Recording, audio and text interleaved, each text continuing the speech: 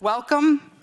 I want to welcome our live stream family. Thank you for being here, and we hope you are enjoying the conference so far. So my caregiving story. I was born into the caregiving lifestyle. When I came home from the hospital, my grandmother was already living with my parents. And I never understood why my girlfriend's parents and their families didn't have their grandparents living with them. It's just something I knew right from the birth. I also watched my parents care for many family members. My mom cared for her mom. She also cared for her dad 6 months prior to her wedding when he passed away from lung cancer. She also cared for her brother, and my dad cared for his sisters as well. So hands-on experience for me began at the age of 12. So that's been about many years. So I was a young caregiver, but that wasn't talked about back then. That is getting more attention now, and it needs to, because there are several young caregivers out there that are trying to juggle going to college, getting their first job, being out on their own. So it's important to recognize them. My first solo caregiving experience, without the assistance of my parents, was my aunt, who was 95 years old. And that really opened up my eyes to what my parents did all along. And one thing I remember is I always wanted to respect their decision to remain independent, as well as to stay in their home. The last time I took my aunt to the doctor, she said, "You know I wanted to be carried out of the house." I said, "I know, and you are," because she couldn't walk, and I had to lift her and basically drag her to get into the car and take her to the doctors, and she did not come home after that. So currently, my situation is my 87-year-old mother lives with us. My dad passed away in 2014 on Veterans Day. It'll be 4 years tomorrow. Our daughter is 24 today, and she has fibromyalgia as well as some other chronic health issues that we are involved in with her care. And our son was diagnosed with type 1 diabetes at the age of 12, and we continue to care for him and all that that brings along with it. I didn't find Denise until last year. All the years of my caregiving, and I never had the time, or it was just overwhelming, but I was finally able to Google, and I found Denise Brown in caregiving.com. And I popped a squat and sat there for a long time on her website. And reading her book, The Caregiving Years, 6 Stages to a Meaningful Journey. It outlined everything I had been through with my aunt, with my dad, and currently now with my kids and my mother.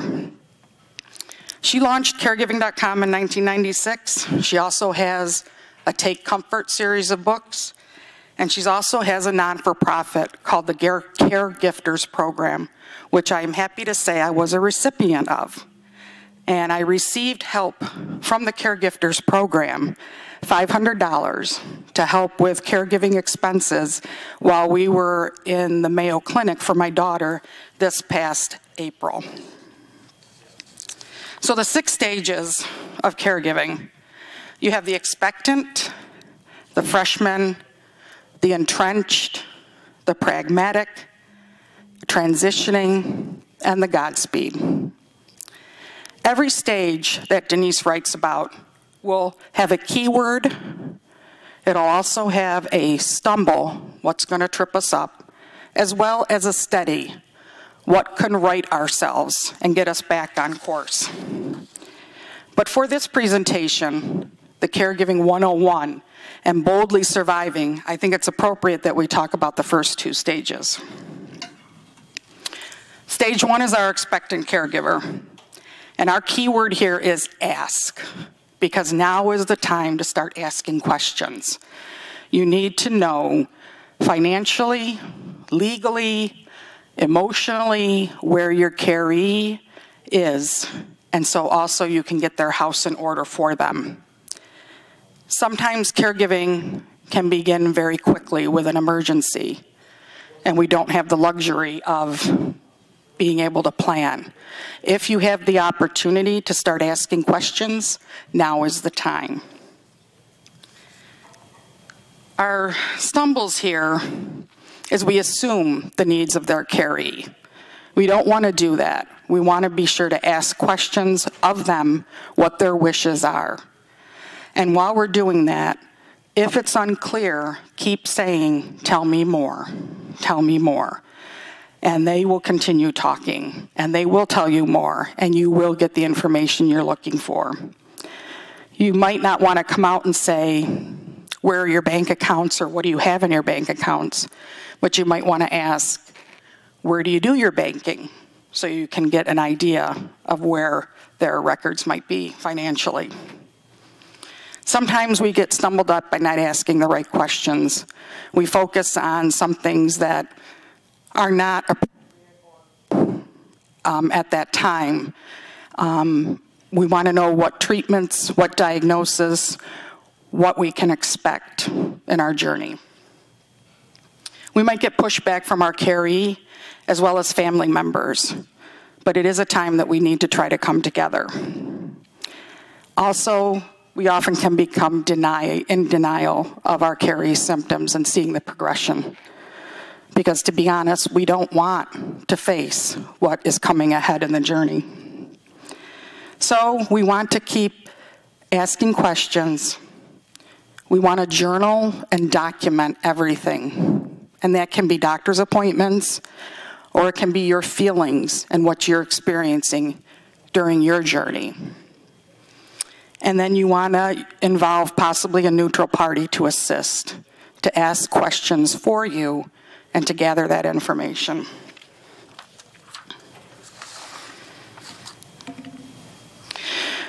So once we become an expectant caregiver,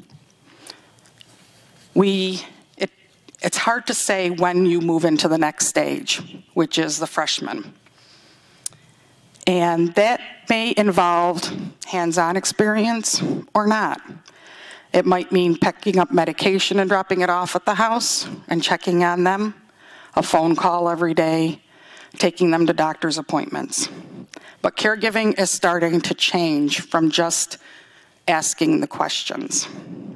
So we are experimenting. And if you think about being a freshman in high school, those times you're trying different things. You're trying different clubs, sports. You find what works, what fits.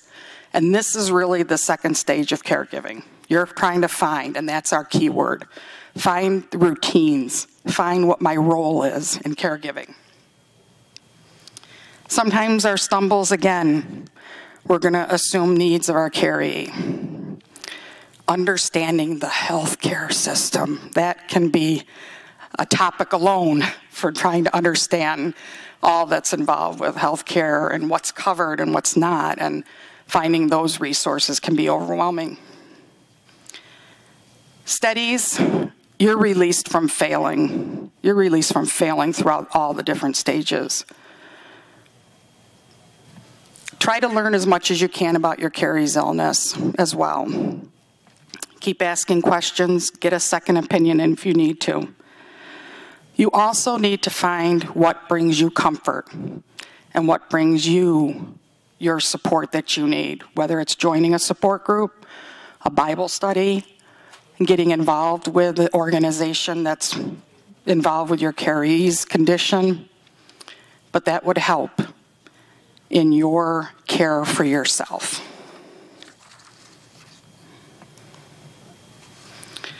So, to summarize the first two stages, you want to prepare by asking questions. You want to experiment and then let go what doesn't work and try something else new. So So that concludes my presentation, but I am honored to introduce Carolyn Grant.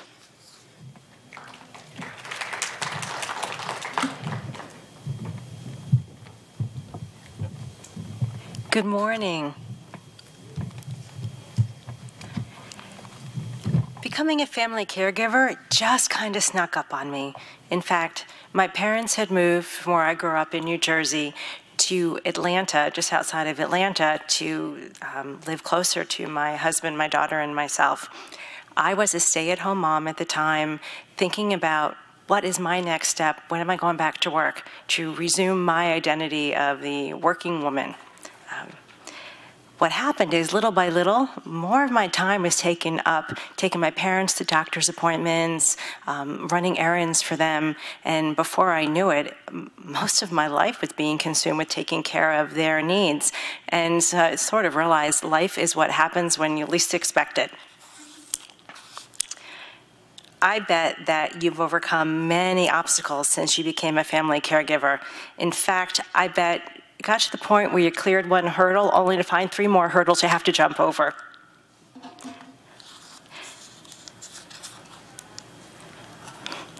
When I was doing my research for this presentation, I came across a fantastic woman named Chris Carr, who was diagnosed at a young age with cancer. And this is a quote from Chris, and the author of a book, Crazy Sexy Cancer, which tells you about her personality on life. Life is a great teacher, and that teacher will give you obstacles and opportunities. It is how we deal with these obstacles and opportunities that determine our success and our resilience. Caregiving is scary and overwhelming, but I want to reassure you that you have what it takes to handle any obstacle that crosses your path. Now, we don't know each other, so you can say, Carolyn, how do you know that? Well, how I know that is because, number one, you took action by coming here this weekend to surround yourself with people who are sharing their stories, people who want to listen to your story, people that want to offer support. And this support, now that you've come here, whether you're here virtually and reaching out online or in person, these people will help you through your entire caregiving experience. That's how I know that you can handle this. The other thing I know is in your life, before you became a primary caregiver, you dealt with obstacles. You have strengths and skills that you cultivated from a lifetime of experience. You're using what you already cultivated in your every single day as a caregiver. This is a picture of my parents. Not all caregiving ends in the death of your caregiver, but ends in the death of people you're caring for. But it did in my case. Like you, I have an emotional and very personal caregiving story. The facts of my story tell a tale of illness for both of my parents, but my personal story is an inspiring tale of reaffirmation to be the kind of person that I chose to be in my life. This is the upside of being a family caregiver. If done well, we treat the person that we are caring for with empathy and compassion and dignity while they're on their journey. But we have our own journey. The upside personally for us as family caregivers is that we experience an enhanced meaning to our life. We live a bold life as family caregivers, a purposeful life, a life beyond the superficial. So I was the primary caregiver for both of my parents who were simultaneously dying. My dad, for many years, battled chronic obstruction pulmonary disease, also known as COPD. My mom was diagnosed with stage 4 metastasized lung cancer. She boldly survived for 2.5 years. And I have to tell you that it is especially meaningful to be speaking with you today because 3 years ago today is when my dad passed away. And in my world as a spiritual person, it's what I call a God moment. I was meant to be here to give back to help you. And you will be then soon helping other people.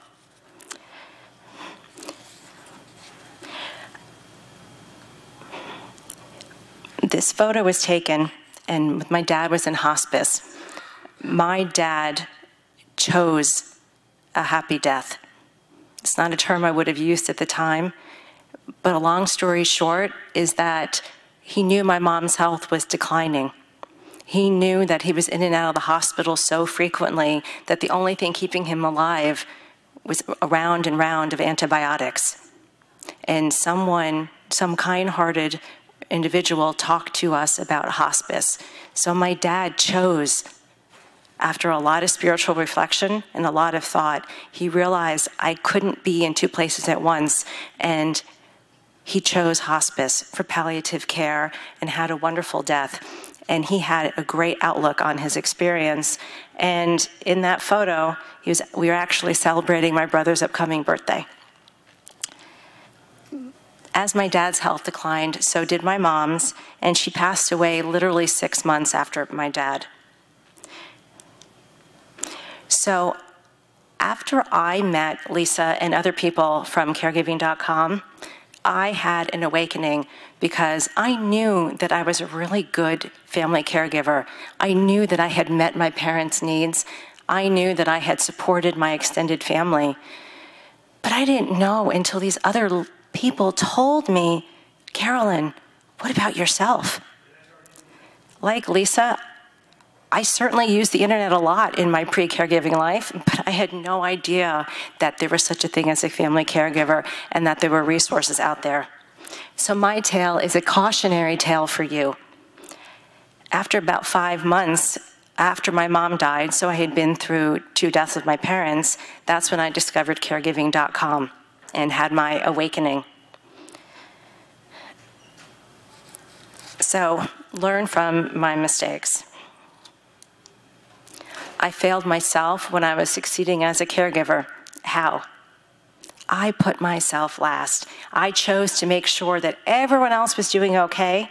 When speaking to relatives, even though I was frustrated that they weren't more actively involved, I squelched those feelings and said, "How are you doing?" I didn't seek out caregiver support. When my mom was sick, and you have cancer, the American Cancer Society says, we've got support groups for you. All you need to do is come to us. So I spoke to my mom. I said, hey, Mom, what do you think? You want to join a caregiver support group? Oh, no, that's not for me. I don't want to be around sick people. This was a woman who was diagnosed with stage 4 cancer. So I thought, well, if she doesn't want to go to a support group, I don't want to make her feel uncomfortable that I want to go to a support group. So I didn't go. Friends offered me meals, and I said no.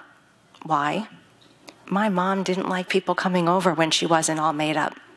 So I thought, how we keep these things in our head from our previous life, when I say, oh, thank you, but no thank you, because I thought, well, if you come over and you bring a meal, I'm going to have to bring you in, and we're going to have a cup of coffee, and my mom's going to be uncomfortable because she has to hide out in her bedroom.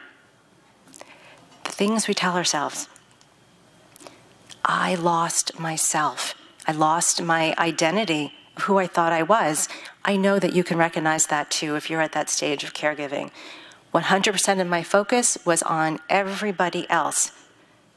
I rarely did things for myself. I rarely said to my husband, hey, let's go out for dinner. When I did see friends, I didn't want to be a mood killer. People asked how I was doing, but you know how you stay quiet because you think, well, they want to know, but they don't really want to know, and we're all here out having fun, so I'm just going to not share. So people didn't have any idea. My biggest mistake is that I stuffed my emotions to maintain my strength. I thought that's what I needed to do to manage and cope with every single hurdle that I needed to overcome. Don't talk, just do. And might I add, I had a wonderful support system in my husband. It was he and I against the world. But we also had a young teen daughter who had her own difficulties grasping what was happening with her grandparents that she loved very much. So what happened is I felt stuck. I was like the Energizer Bunny doing what needed to be done, but I didn't deal with any of my emotions. So I challenge you. 1, congratulate yourself for being present, compassionate, and caring caregiver. Minimize your guilt. Guilt is something that we feel as caregivers. I should have done this, I should have done that. But the fact of the matter is that guilt can go too far. Some people take it so far and call it shame. They shame themselves into thinking, I'm a bad person because I didn't realize that I should have done this. They're blaming themselves instead of blaming the behavior. Guilt focuses on the behavior. Shame is like we're bad people. So minimize your guilt because you have stepped up to be the primary caregiver of someone you love or someone that you respect, someone that you're caring for. That is an act of love, not one where you should beat yourself up. Challenge 3, figure out what you need and ask for help from family and friends. Ask for help because, believe it or not, you know what they say, you're lucky if you have one really close friend. Sure, in your life there is at least one person that really wants to be there for you. And maybe there are different people where there's one friend who feels more comfortable bringing you a meal. There's another friend who's more comfortable texting you just to reach out. Reach out. Challenge 4, don't lose yourself while you're caregiving. And I know that is easy to say and hard to do because the crazy chaos that you deal with day in and day out with emergencies. 1, don't bury your emotions, identify them, acknowledge them. I suggest you write them down. It helps. Not everyone is a journal writer. I certainly didn't do it, but there's something about taking pen in hand or keyboard in hand, fingertips, and acknowledging what you went through. And also, as I had learned when I met Denise, is the value of keeping a journal is that after caregiving ends, because it ends for all of us in one way or another, that you realize all that you had accomplished, all that you gave of yourself. It is extremely validating to look back and say, that was exhausting, that was draining, I thought it was going to kill me, but oh my gosh, I was so good to the person that I cared for. Make time for your friends and laugh. Laughter can take away our suffering even for a moment, for you and for the person that you're caring for. And try and build those memories with the person that you're caring for. And plan your life for after caregiving ends. As I said, at some point it's going to end. And having a plan, thinking about what you're going to do, means that you will avoid the trap that I fell into, which was being stuck, because you are still your own person. So challenge 5, talk to other family caregivers, help other family caregivers. One thing that I did, because my mom did have a very positive attitude and she loved socializing at the doctor's appointments. You would never have known that she was terminal because she was so busy focusing, chatting with people. When you see other family caregivers and you know you can recognize them, you smile. You try and see if they want to have a conversation. They may not, but that connection, they're going to know that they're not alone because they too are probably feeling isolated. And help. Challenge 6, practice self-care. Be kind to yourself with your thoughts. Do not berate yourself for making a mistake. You are human. Every caregiver makes a mistake at some point, but it's not a mistake really, is it? It's a lesson learned. Rely on your faith. Not everyone approaches caregiving from a spiritual perspective. I do. Whatever you can do to realize that this path you are on is more meaningful than focusing on buying a new pair of shoes or whatever non-family caregivers are dealing with, you know what you can do to make this a moving experience for you and the person you're caring for. Eat well, exercise, it helps keep you healthy. Easy to say, harder to do, but if you can make it a priority, that would be great. Laugh. Forgive. You are the primary caregiver. Many of us had siblings or other family members who didn't step up. You chose to step up. Maybe you feel like you didn't have a choice to step up because other people didn't. But the reality is, had you ever thought about that they secretly knew that you were the right person, that you had the skill set, the stamina, the resilience to actually be effective and nurturing towards your loved one? They probably never admitted it to you, that they were too scared and didn't think they could do it. But it's actually, in a twisted way, a kind of a compliment, because you are someone who's getting it done. So if you are feeling anger and resentment, let it go. Instead, find what is your personal motivation for doing what you are doing. If it's spiritual, if it's related to God, then let that be your path. If it's about you choosing to be the kind of person that you want to be, the kind of person that steps up to care for someone else, that's a lot to be proud of. There's no reason to be resentful and anger at people for what they can't do or choose not to do, because you, at the end of the day, are choosing to be this kind of person. And at the end, if the person you're caring for is no longer living, that will be your foundation for which you move forward. Not in a world of guilt, not in a world of I wish I had. It's because you were there, you had done that. And welcome genuinely supportive people into your life. When one door closes, another door opens. But we so often look so long and so regretfully upon the closed door that we do not see the ones which open for us. I chose this quote because when we're in the throes of caregiving, we don't see what is really happening to us. We are here because our door opened as a result of being primary family caregivers. We created opportunities to give and experience what we went through. That same thing can happen for you. This is a quote from Leo Buscaglia. Leo Buscaglia was an author in the 1970s and a professor. He was nicknamed Dr. Love.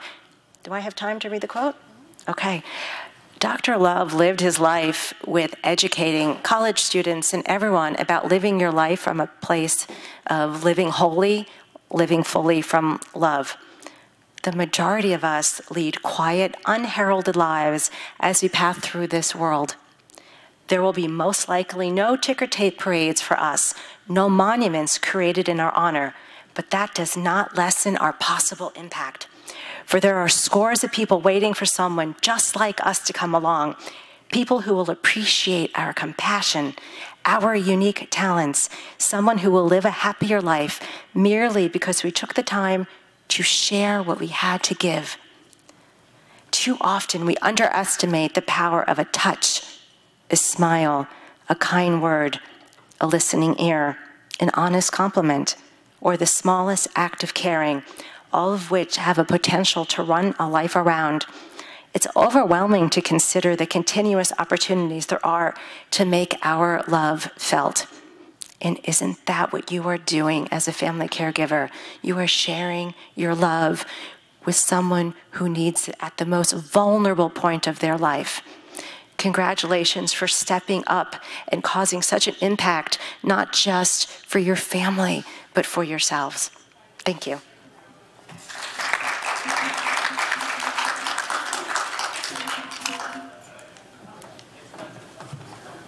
Thank you, ma'am.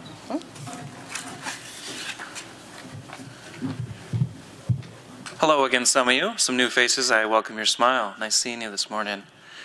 Everyone got the app still?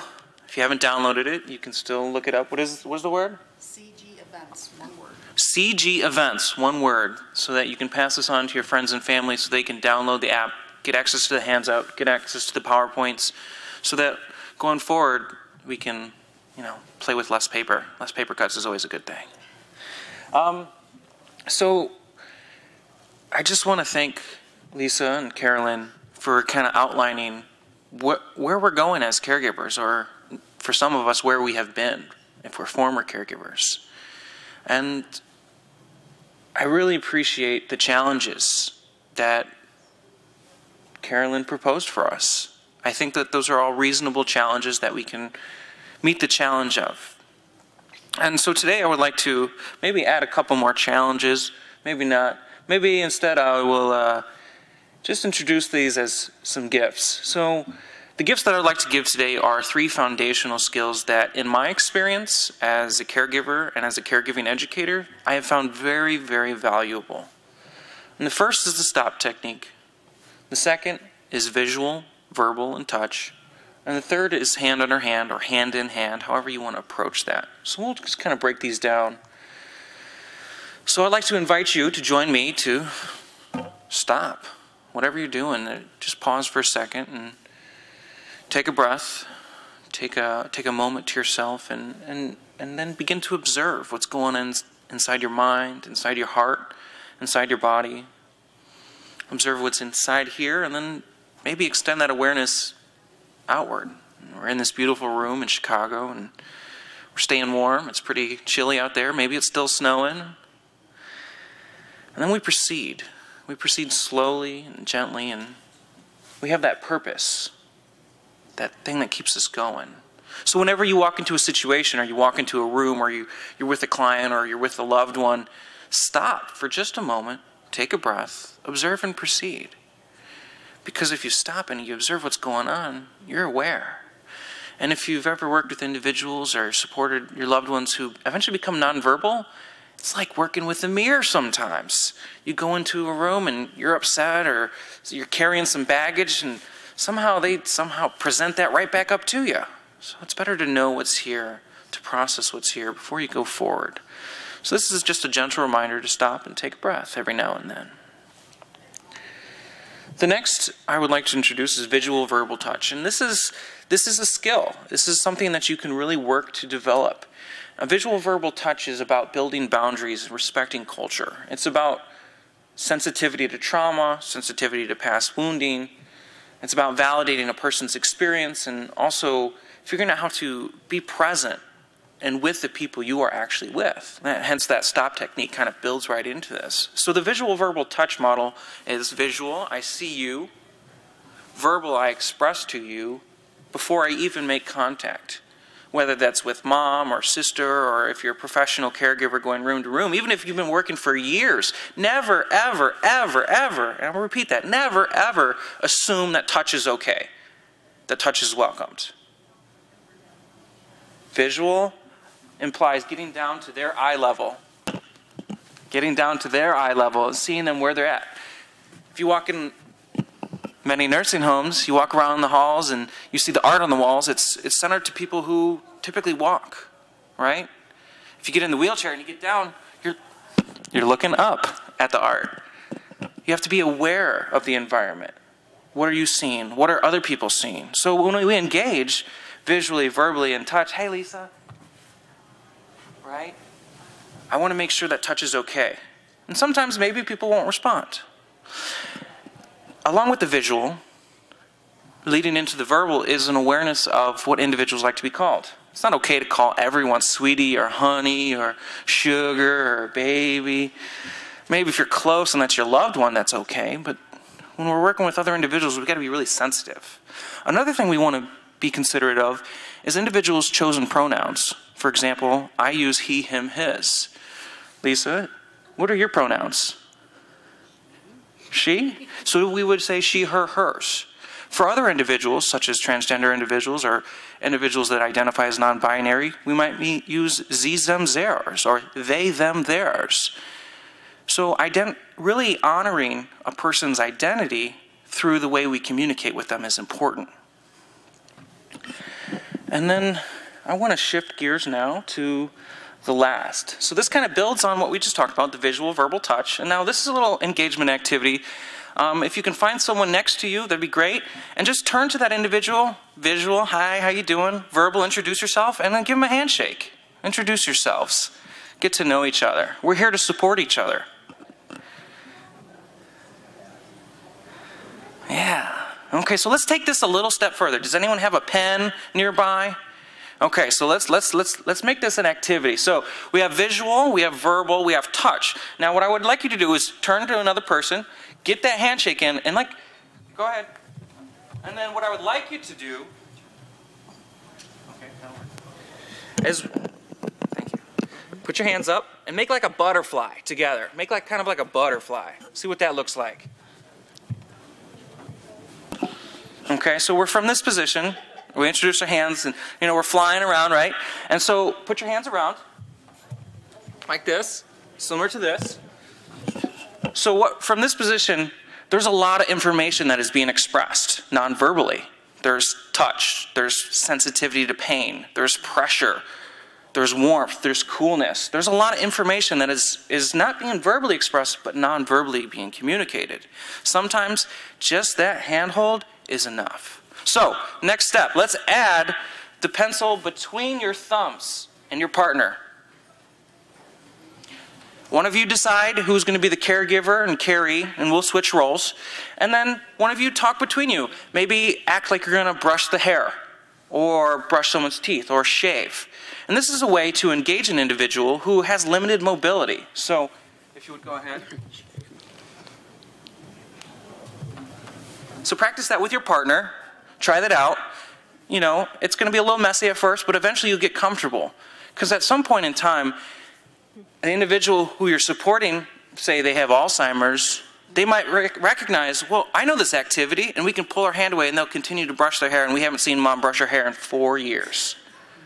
Other times, like with my client who has a progressive motor neuron disease, using activities like this to help him shave brings a sense of authenticity, a sense of choice, a sense of dignity to himself.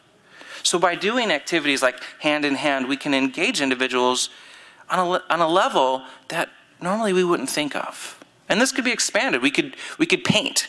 We could play with clay. We could do all sorts of different activities with our loved ones through this technique.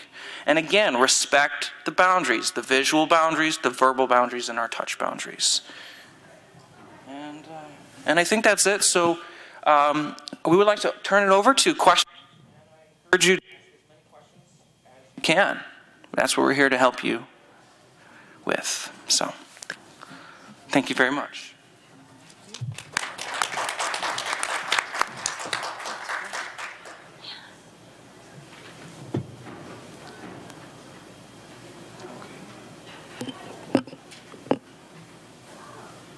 Yeah, there's a mic.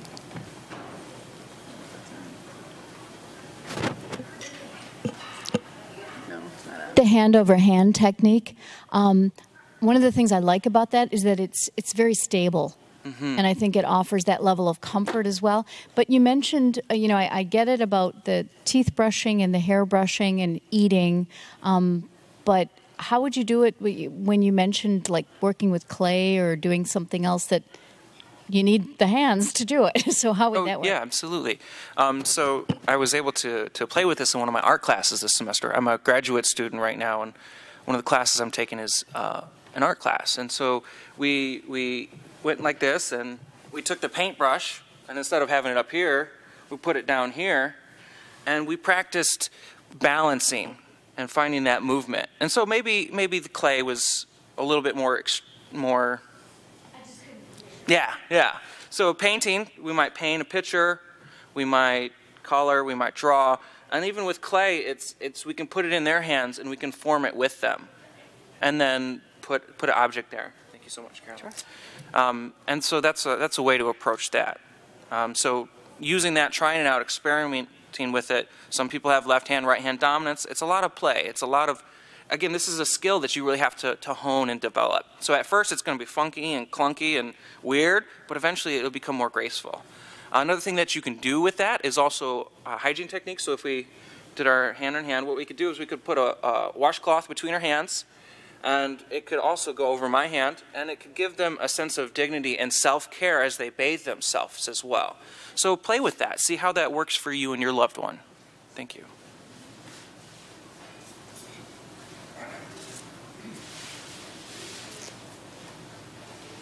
How do you get someone who is not a touchy-feely kind of person to accept help and make sure they know that you're not going to overstep your boundaries and you just want to help them?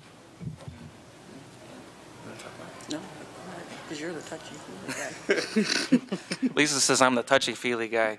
So again, this goes back to respecting the boundaries that we had talked about. If you approach someone and your demeanor is aggressive. If I'm standing over here above Carolyn and I'm doing care tasks, who's in a position of power? So you need to always remember to humble yourselves. Get down to their level or go beneath. Because if someone's in a wheelchair, they're not going to be able to stand. They're not going to be able to go down with you. You need to be able to up and down. Find your verticality. So that's one component. Another component might be verbally expressing. Of course, you have to consider language barriers, and if the individual's a little nonverbal or has difficulty understanding, you have to play with that. Sometimes visual aids help. And then lastly, it's a matter of really honoring, you know, how do I engage in a sense of touch? What is my relationship to myself and touch? That's a very informative process. And then you can also ask questions to them. How do you like to be touched? What kind of touch don't you like? What is too much pressure? What is not enough pressure? Working with a client, when I wash his face, he really wants me to scrub his face. Like, I'm like, okay, that's a little, I think it's too rough. But for him, he really likes that roughness. So it's really a lot of play. It's a lot of identifying, is this comfortable, is this uncomfortable? And yeah, you're going to have people who resist. And there's a phrase that goes, an individual can't resist if you, how's it? I think I would say it wrong. They can't resist if you insist. Is that saying that right? I'm not familiar with that. If you insist. Right? If you insist, they might resist. So you're putting your agenda on them. The key thing is to be aware of when you're walking into a room and you're like, here's my agenda, this is what we're going to get done. It's a matter of taking a step back and finding out what they really need to have done, what they need to feel supported and to feel acknowledged. Yeah. Do you have a question? Anything else you want to add about your experiences with touch? You have a different perspective. Yeah, I guess I'll add my experience. I am a hugger. I love to hug and give hugs. So I often will open myself up. And so if someone will do that as well, I know we're going in for a hug. If they offer me a hand, I'm not going to slap it out of their way to force a hug on them, but I will. I will then shake their hand because they have given me the permission to shake a hand or the hug. So again, it's that visual reading that. Thank you. Anyone else? We have time for one more question.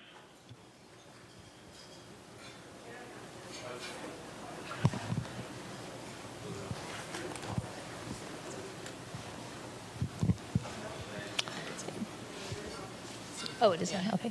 I'm going to ask Lisa and Carolyn, since you shared your caregiving experience, I'd like to see if I asked you to tell me in one word what it meant to you. What word would it be?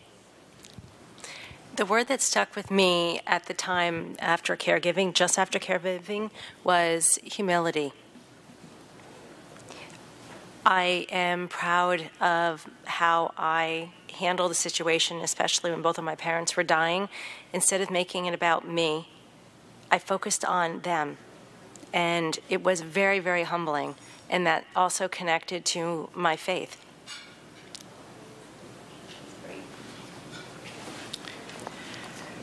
Boy, that's hard, Allison, to try to narrow it down to one word.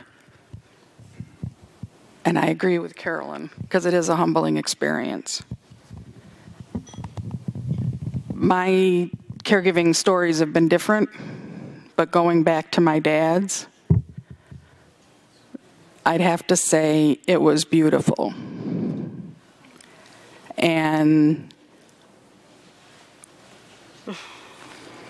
because of that experience, and especially at the end, as much as I didn't want it to happen, how it happened and ended was beautiful and peaceful. And I believe so for my mom and my brother who were also present.